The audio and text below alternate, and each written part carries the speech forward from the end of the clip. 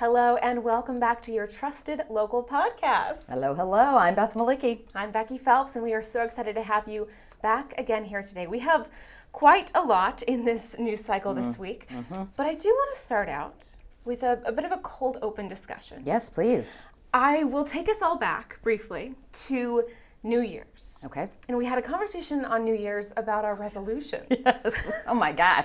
I know this is a bit of a throwback for our day one listeners back in our New Year's podcast. And I made a weird little bingo card for my resolutions. That's right. Today, actually, I will be crossing off one of my bingo things. Okay. And it's my first bingo, 5 in a row on my card. Congratulations. Thank you. So today I will get to cross off 25 days of no caffeine. How do you feel? So tired. That is not a ringing endorsement. I've had 4 cups today of coffee. 4. Doing great. We're in 2 very different places right now. But I do recall that being one of the things that I got the most, why are you doing that on? And while I am still pretty tired, admittedly, I do think I'm sleeping better. I believe that. Yeah, so there are some pros and some cons. Yeah. But now we haven't hit 25 days, and we'll see how long it lasts. Yeah, are you committed to 25 more, or are you like, forget this nonsense, where's my latte? I don't have any in my house. Okay. And so I'm thinking just let it go and see if I can keep going with it. I just love, I'm a Gen Xer. I'm assuming you're either a Z or a millennial. I'm honestly not sure. What year were you born? 98. I think you're you're kind of on the... It's right in that line, and people tell me different things. But I feel like your people, and I'm just doing a broad swath judgment here. You people are so good at self-improvement. At this point, I'm like, I'm done. I'm cooked. This is what you're getting. There is no improving from here I on know out. that's not true because you find new ways of cleaning every few weeks. But that is an obsession that probably needs intervention. I disagree. I like the cleaning tips. You're laughing. The producer, Elizabeth, knows this to be true. She also hears the cleaning tips. Yeah. They're really good. You should, one of these days you get to write a book. Oh, girl, it's written. All up here. So what else did you cross off on BINGO? Okay. Can I remember off the top of my head? I've got repot 5 plants. Oh, wow. That was rough. There's some dirt in my carpet still, I think. It's fine. We have attend 5 plays or musicals. Oh my good. Any favorite top from January 1 to now, one that just stands out that you can't stop obsessing over? I saw Next to Normal. Okay. Where'd you see that? In Newbo. Sweet. It was amazing. It's a pretty small cast. It's a family. It touches a lot on mental health issues. Yeah. I've never seen it. I've been obsessed with the soundtrack for a long time. Okay. It was incredible. Next to Normal. Unbelievable. To remember that. Yeah. Hairspray at TCR, also really amazing choreography. Disclaimer, I am on the board at TCR, so I'm a bit partial, but really amazing. I've heard amazing things. I'm blown away always by the choreography that they do. Yeah. And then I want to do it. Could not be me. And I would fall over. I love acting. I could never dance. Well, congratulations on continuing your New Year's resolutions. I think I read that book about the Swedish art of death cleaning. Yes. And I have incorporated some of those things into my life. I will say our daughter, she's our baby. She just came home from her first year away at school and brought not all, but a lot of her things. We actually got a storage unit to keep her stuff near to campus because she's out of state. But the rest she brought home, and then she just left to go to Europe today. She just landed today. And I have been going through, and she knows I'm doing this, I have her blessing, all of her drawers, everything in her closet, everything and organizing it to the best of my ability. I do not throw things away unless I take a picture of it, send it to her, and she gives it a thumbs down, meaning toss it or donate it. I do a lot of donating. It's a great system. And it has been so peaceful. I really do. I also miss her terribly, and I think this is a way to process that. I used to think we were just discussing this in the newsroom, I don't have that empty nester thing where people get all bummed out. Oh, I just channel it different. Oh. It's there, and it doesn't stop me from functioning, but definitely I spend a lot of time in my kids' rooms cleaning and organizing and like going through photo albums. So there's something going on there. But we FaceTimed just a little bit ago, and she's so grateful that I'm going through that stuff because she doesn't enjoy it the way I do. It is a huge job. I think there are still things of mine in my parents' basement. Of course. Every couple months I'll get a photo from my mom and she says, Can do you we- want this pancake griddle? Why do we still have that? What are you doing with all your trophies? Oh, from that's childhood? a good question. I haven't been asked about that. Okay. I'm under the impression that my mom is not ready to get rid of those I'm yet. not. My kid said toss them. I will not. I think there are some that I think are meaningful to me, but the general blue ribbon I got for doing my piano recital every year, I could probably part with. Participation Yeah, type of awards. yeah.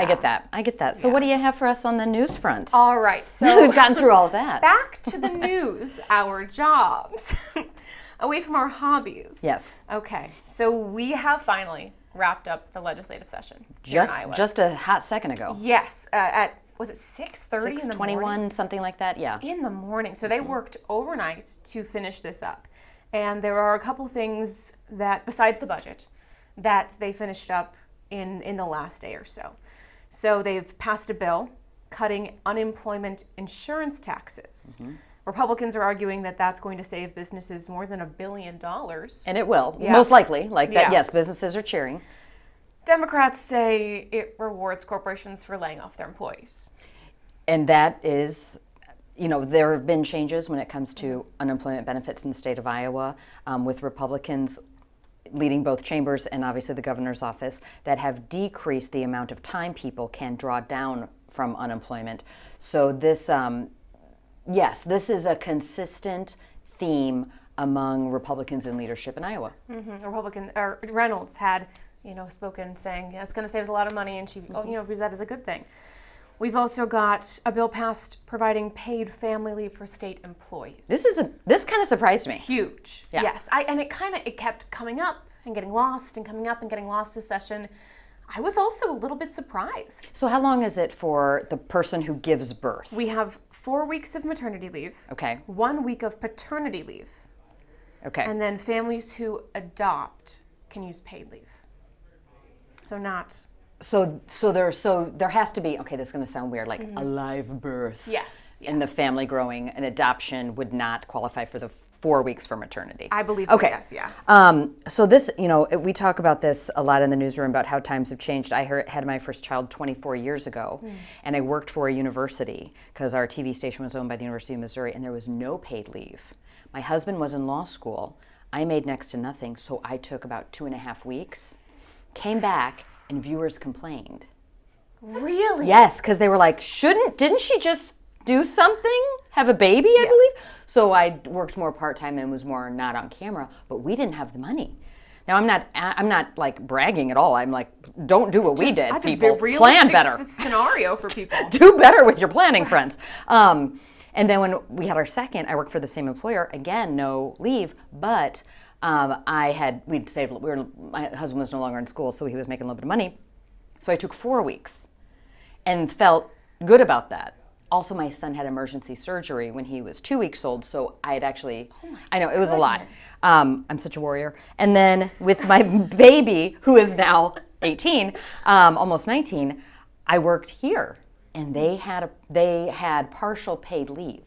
So I took 6 weeks, longest maternity leave of my life, and got paid, I want to say it was 2/3 or half my pay for a lot of that after you exhausted your PTO.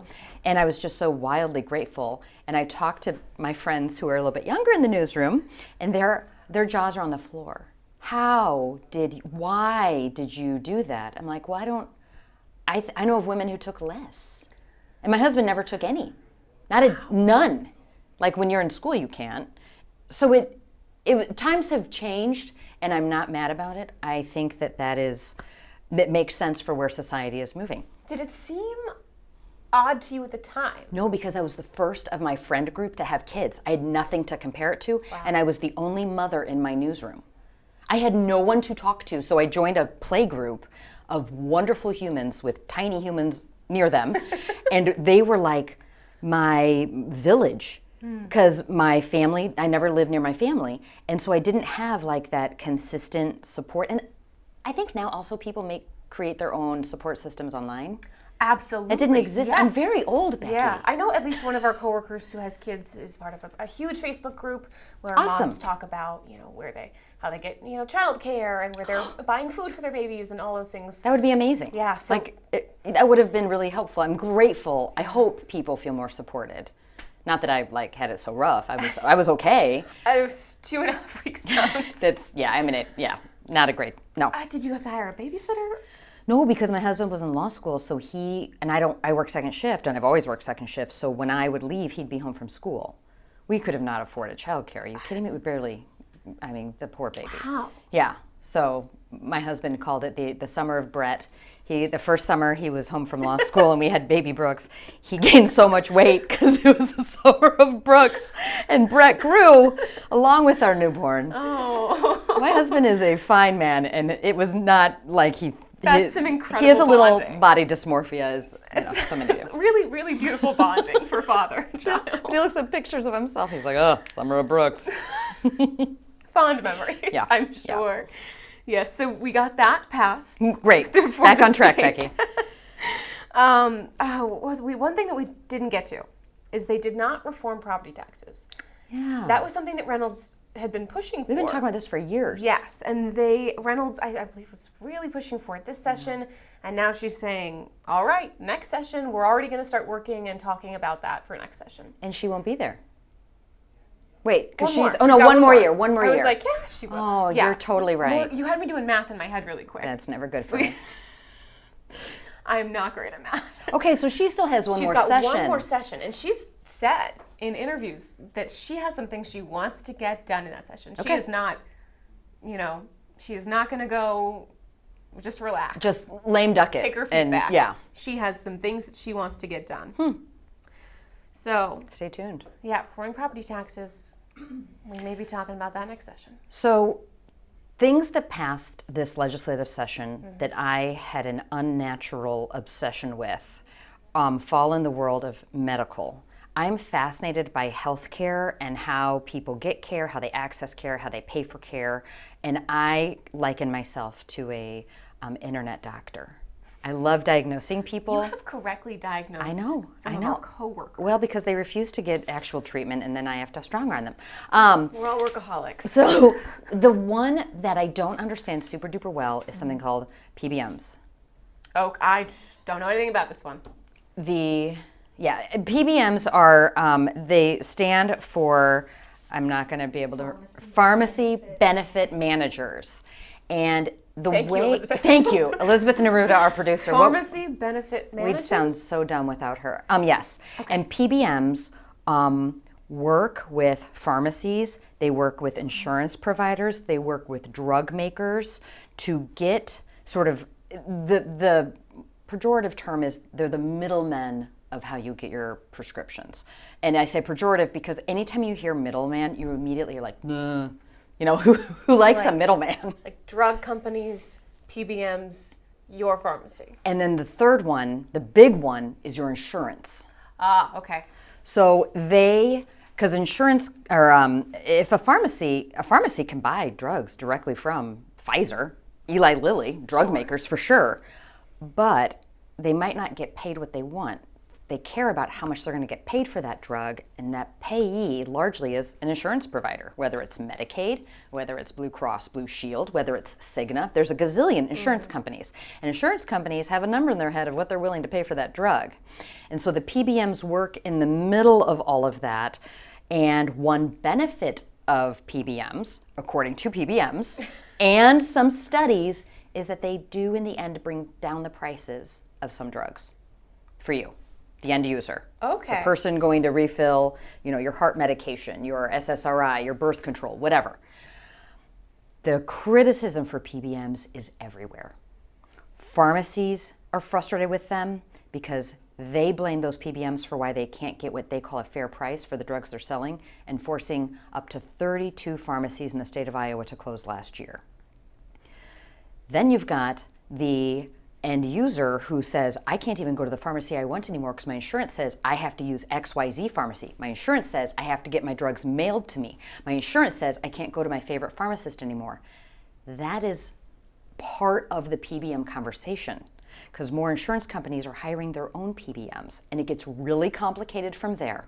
And we in news recognize that very rarely is the solution or the answer bumper sticker. It's always nuanced, it's always complicated, there are always more than two sides. And we spend a lot of time and lose a lot of hair trying to figure out what is the truth here. And I tell you, I've read this study that I found on the National Institutes of Health, the impact of pharmacy benefit managers on community pharmacies. Are they really the reason why pharmacies are going out of business? The conclusion was, we're not sure. So needless to say, I did not. National Institute of Health? Yeah, it was really reassuring. Again, this is only one study, Okay. but in the end, it's so complicated. How a medication is filled and is consumed and purchased by the end user, which is, the customer, is so very complicated that blaming it on one single entity is not enough nuance and not enough accuracy to say that's it, that's the reason. Are they part of the problem, according to this study and according to obviously those in the pharmacy world? They are contributing factors, yes. So anyway, why did I bring all that up? What happened in the legislature? Iowa passed a bill that would regulate pharmacy benefit managers more further than they are today. And the governor has not signed that bill into law yet, and we don't know which way she's going to go. To my knowledge, I don't believe, if she has voiced an opinion, I have not heard it. But wait and see. How are they going to regulate them? So other states, in fact, all 50 states have put in some kind of regulations on PBMs over the years. Okay. These regulations are so varied that there's a website, many actually, dedicated to which states have what kind of regulation. Wow. But I have yet to see any state stand up tall and go, we have figured it out. We have regulated PBMs in a way that every person who gets a prescription drug is delighted. Every pharmacy is grateful. Insurance companies are thriving, and we're all delighted. It is so complicated, so much so we can usually tell why a bill is controversial by looking at which lobbyist has said, I hate this bill, I think you should vote against it, and which lobbyists say, ooh, I love this bill. The city of Des Moines is against this bill. The city? The city of Des Moines. I don't know if it's because it's going to increase insurance costs for the city, for their city employees. Okay. Board of Supervisors in Lynn County, undecided. Many, unsurprisingly, many insurance companies do not like this bill because the movement is going to them bringing PBMs in-house to benefit insurance companies. But many pharmacies love this bill. Okay, because they're the ones going out of business. Yeah, yes, 32 in the last year. And that was a story that our reporter Jackson Valenti did just this week about that reality. The Iowa Pharmacy Association has been very vocal in the need for this and have really ushered in this PBM reform. Are there any states, I don't even know if this would be possible, have any states tried to ban PBMs? I haven't seen them going that far, but I feel so out of my depth when I start looking into PBM because they start using phrases like spread pricing. I've tried to understand that repeatedly, and if a friend is listening and is within the world of pharmacy and that kind of jazz, and they can explain that to me, I'd sure appreciate it. But they do so much behind the scenes, and they're catching a lot of heat from all 50 states. So it begs the question, what is the upside? And according to those who support PBMs and the work they do, they make your prescriptions cheaper. That will be so interesting to see if Governor Reynolds What signs happens? that. Just 30 days, correct? So the big bill that the governor also pushed for in her condition of the state would be to try to reverse the fact that Iowa has some of the fewest physicians per capita in the country. We rank 44th. And what that means is if you have, let's say you are having some symptoms that are very concerning, and you may see your family physician says you need to see a specialist. You might have to wait to see that specialist because Iowa has so few of that. That was the example that we heard when we were trying to better understand why should everyday Iowans care that the state doesn't have as many physicians compared to the population as other states. So to remedy that, the governor pushed for this bill that did pass, and she's going to sign, that would add about 115 residency slots every year at the 14 teaching hospitals in the state. So it's more young doctors staying in Iowa after graduation. Because right now, Iowa graduates about 100 more med students than they can get residency slots for. So those people have to go out of state. They have to. There's not an option for them to. If they want to continue and become, a doctor. Yeah. They're MDs when they graduate, but no one will hire you without your residency training. And that can be 2 years, they can be 7 years, depending on your specialty. And the other part of that bill is it gives more money if you agree to work in a rural part of Iowa after med school. So they'll pay for some of your loans. Oh. $9-ish million is going toward that. Wow. So this really is an effort to get more doctors to come to Iowa, stay in, get their training in Iowa, and then stay after that. Is the idea then if you do your residency here, you'll want to stay here? That is absolutely the hope. Okay. You will fall in love with the wonderful people like us. We'll see. We'll see what happens. We're so enchanting. Please come be doctors here. Put a spell on you.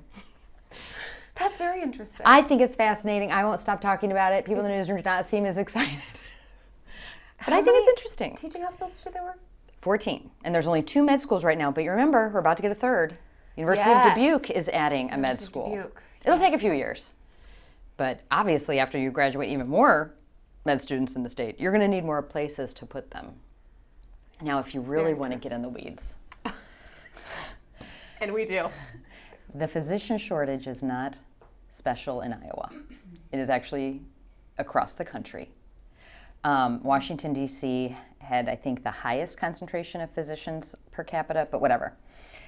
This started in the 80s when there was a study that said the fewer doctors you have, the cheaper medical care is for everybody. That study was turned out to be flawed, but before it was debunked, Congress adopted changes to how many doctors can be in the country because of that study. So what they did is they put a cap on how many residency slots there are, because residency slots, you may think, oh, well, after you graduate from med school, you're a doctor. You go and you become a resident at a hospital. Your salary as a resident at a hospital is largely paid by the federal government, and they will only allow so many. So they put a cap, they lowered the cap or held it steady and didn't grow with population enough. So it limited the number of doctors that were coming online. So when you only have X amount of residency slots, that would also then trickle down. You only have X amount of med school students, because you can't graduate, at 20, how old you are when you graduate from med school? 26, because it's 4 years-ish, you're 26-ish, okay, yeah. And be like, you have nowhere to land. You've just taken on all that debt, and now you can't find a residency slot. So this congressional action from decades ago is bearing bad fruit today. And a few years ago, lawmakers radically changed course and made more residency slots available for states to draw down that funding from, and that's what Iowa is now trying to do, if the governor signs it a law, and she said she would. It's so fascinating. And that's such an interesting chain of thought. It's also, again, nothing is simple, right? That's not the only reason why the country has a shortage of physicians. Certain states like Iowa point to our Medicaid, Medicare reimbursement rate is low compared to other states. So that is also exacerbating the problem. We also have baby boomers, which is they were huge. There's so many of them. Well, they're retired. And so that is just a natural fluctuation of generations that we are losing, leaving the workforce, creating a gap. So it's not just the flawed congressional thinking from decades ago, but that was a significant driver. Is the ability to add all these residencies a direct result of the action a few years ago? Yes. Okay. To my knowledge. Yeah, so Iowa's sense. hoping to draw down, we're talking $150 million in federal funding to create these residency slots. This is not chump change. Oh my goodness. Exactly. But it's not cheap to pay someone full time for 2 to 6-ish years to study in action, to work in emergency departments, to work in OBGYN clinics. I mean, they're in hospitals doing, I mean, when we go to the ER, I've chatted with many residents, and I'm like, can I just chat with your attending just super quick? Not because I don't trust them. I just like to meet everybody. Just talk, just to get touch base. Basically a doctor. Get another opinion. I got to see my peers. Our favorite doctor. Yeah. Dr. Malicki. Oh, yikes. Oh, I'm going to get sued. Yep. Our producer had a note. Yes. Oh, I Googled something. Oh, yes. Yes, Elizabeth Googled something. Stop the press. When Becky asked, are any states banning PBMs? Oh, yeah. Are any states banning PBMs, Elizabeth asks. Arkansas, last month, Governor Sarah Huckabee Sanders signed a law banning PBMs from owning or operating pharmacies in the state. So Sarah Huckabee signed a bill into law that bans PBMs from owning a pharmacy. That is fascinating because I know in our insurance that we have through the station, it has internal pharmacies. And I wonder if they're able to operate in Arkansas in the way they do in Iowa. Let's go to Arkansas and do a story. Let's call up our friends in Arkansas. Do we have a station there? Does Gray own something there? I want to say yes. Because thank you for looking that up, Elizabeth. I think That's that is fascinating. very interesting. I mean, is that going to make it more expensive for people who may have had their drugs, I don't know. Or is it going to save pharmacies in small town Arkansas, a situation that Iowa lawmakers said, we need to save our small town pharmacies? So I don't know. Thank you. See how things trickle down in Arkansas. Yeah, we'll keep an eye on it. While we are talking about Yes. the legislature and our governor, we've had some new people joining the race for the governor this week. We have, yes. Not entirely unexpected, but State Auditor Rob Sand has thrown his hat in the ring to be the Democratic candidate for governor. Again, not unexpected. Yeah. He's been fundraising quite a bit, and I think we knew he raised $6 to $8 million, and we were expecting him to use that for a campaign. But I mean, on my work phone, on my personal phone, I started getting texts immediately. Yes. I think like maybe before the push alerts came out. I think you're right. He jumped into action and he went hard right away. And as we all know, Rob Sand is the only statewide elected Democrat. He has had his power reduced by Republicans in the State House, State Senate, and obviously supported by the governor. And what's interesting is he's sort of been alone, in his words, fighting this fight. And I don't know if he anticipated the governor not running again. But I mean, no matter what, we're going to have a new governor after the next election. And there were people speculating he was going to run last time. So, this is a fascinating time to watch what happens in Iowa. It really is. He is the only Democratic, person to hold the office in the state, but he also has a very high approval rating across the state. So a lot of people in Iowa really like him, even though he's the only elected Democrat. And he won in a squeaker. Yes. And that same election, bolstered by Trump's popularity in the state of Iowa, just wiped, Tom Miller, longtime state AG, lost his position to Brenna Bird, who I feel like we're all waiting for her to announce. She had a tweet or I forget what it's called now. Yeah. We'll call it a tweet. Great. She had a tweet kind of teasing. She wasn't sure what her decision would be. And I couldn't tell you who was expecting Governor Reynolds to say she wasn't running again. It was a surprise to me. Yeah. But I'm not in her inner circle by any stretch. Yeah. She's been winning pretty comfortably. Absolutely. And then who else put their hat in the ring this week? This week. I know Randy Feenstra has He filed paperwork. Yeah, he has a paperwork. He hasn't announced his campaign, loudly or publicly or anything like that, but he's filed some paperwork. We have also Brad Sherman a long time ago from Williamsburg. That's right. Even before Governor Reynolds said she was going to, not run again. We had Brad Sherman saying he was going to run for Republican. We also have State Senator Mike Buslow has launched an exploratory committee. Interesting. Mike Yes. Buslow has been very vocal on the subject of pipelines. Yeah. And so Ooh. he has his That's timely. brand has sort of been elevated due to the urgency around that conversation. He was one of the 12 senators who said, "We will not support the budget. We will stretch this session on forever and ever, amen, unless you do eminent domain reform." And did that get eminent domain got That resolved happened. Monday? It did. It doesn't have as much teeth as some people had wanted, but it does restrict pipelines in the state of Iowa. Yeah. So it's something for Reynolds people who want that. Has not been weighing in on that yet. She's not said if she's going to sign it. I think I do not envy the position Governor Reynolds is in on this topic because carbon capture pipelines help a huge economic driver for this state, which is ethanol. So if you restrict, it's like I don't have a good metaphor. Going on so much of a diet, you're starving. Like it is difficult to say no to something that will grow the moneymaker that is ethanol for Iowa. And so I'm sure she's hearing from people in the ethanol world who are like, "Ma'am, What are you doing? what are you doing? Don't do anything, or if anything, Yeah. veto." And then you have largely a lot of Republicans, and they're in power, so they're the ones, that obviously have the loudest voice, who are saying, our landowners are livid.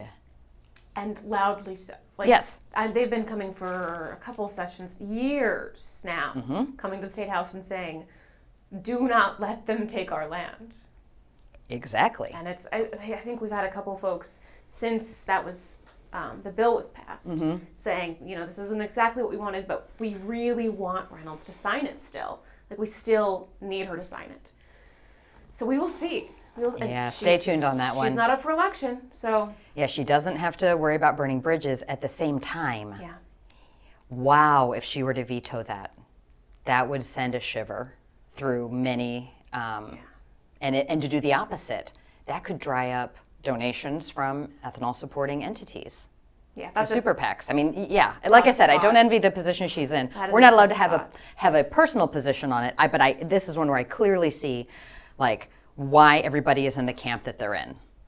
Sometimes I can't square it, but this one I can. I wonder if her decision on that will impact this senator's thoughts about running for governor.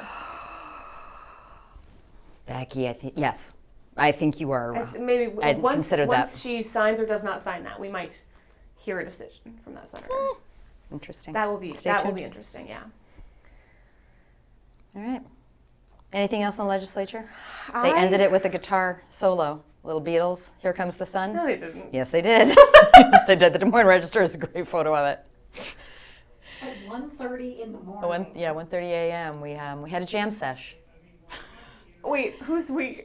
Well, it was. I do not know the gentleman's name. I do know it was a man. An elected official? An elected official, and at the end, someone yelled, according to the Des Moines Register article, "Play Freebird!" Leonard Skinner shout out. It was. You can't make this stuff up. He brought his guitar? He did. Okay, that's a little genius. I know it's If hilarious. you're gonna work overnight at the State House, Shout out to Dave Rowley from Spirit Lake. Dave Is it a senator, a house? Senator Dave Rowley. from Spirit Lake? Lifted spirits with an impromptu concert. I love it. I was sleeping. I cannot wait to go watch that clip. So I will be doing that in a few moments. Yeah. And I hope that you do as well. I hope it brings you some joy today or whenever you're watching this podcast. And hopefully you gained some insight into the wild world that is the legislative session. Every day we get thrown something. We're like, well, now we have to study up and understand that better. And we've learned a lot this session. I'm not going to lie. I'm glad it's over. My brain is exhausted. We get a little bit of a breather now. Yeah. Mm-hmm. All right. Well, thank you so much for joining us. We will see you next week.